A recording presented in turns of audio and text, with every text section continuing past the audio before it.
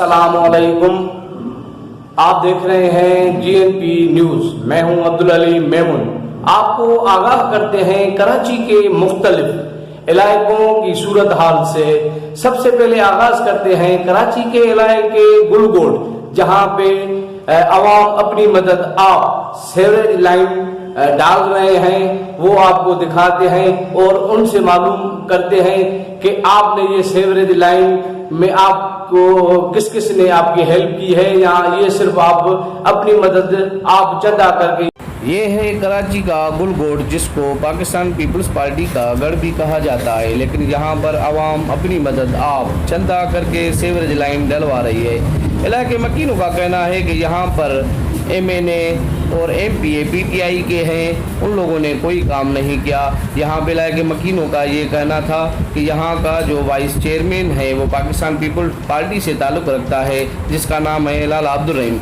लाला अब्दुल रहीम को हम बार बार शिकायत करते रहे कि लाला हमारे घरों में, हमारी मसाजिद, हमारी गलियों में गंदा पानी खड़ा हुआ है, बराए मेहरबानी करके हमारी ये मसला हल कर दे। लेकिन अफसोस के साथ हमारी कुछ भी नहीं सुनी गई और हम लोगों ने चंदा करके खुद ये सीवरेज लाइन डलवा रहे हैं। इलाके मौजूदीन का कहना है कि ईद उल अज़हा से लेकर अभी तक हमारे घरों में, गलियों में, मसाजिद में पानी खड़ा हुआ है, लेकिन हमें वोट देने का कोई फ़ायदा नहीं हुआ। अगर वोट देने के बाद भी हम अपने घरों का काम खुद करवाएं तो फिर इन चुने हुए नुमाइंदों का क्या फ़ायदा।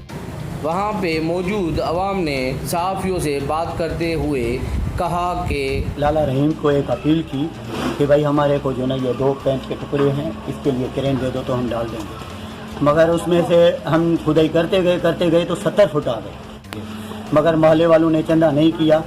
इतना चंदा नहीं हो सका जो हम अफोर्ड कर सके।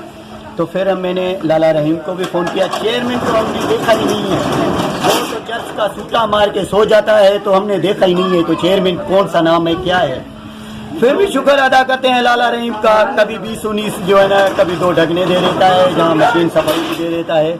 मगर इस इलाके में पाकिस्तान पीपल्स पार्टी ने जो है ना हमको 10 सालों के अंदर कोई ऐसा बड़ा भी काम नहीं दिया। PTI तो है ही नहीं वो। मगर हम अपने सीनियरों से कह रहे हैं, हम आपके वर्कर हैं, हमारा तुम्हारे को सुखिया गोट नजर आ रहा है, हसनाबाद नजर आ रहा है, क्या गुलगोश नजर नहीं आ रहा है, जहाँ से तुम्हारे पास 200 बंदे आते हैं, तुम्हारे पास 10 बसें जो भर के लेके आते हैं, 30 मोटरें के लिए लेके आते हैं, तुम्हारे पीछे लगते हैं। भाई क्या ये नजर नहीं आता गुलगोश?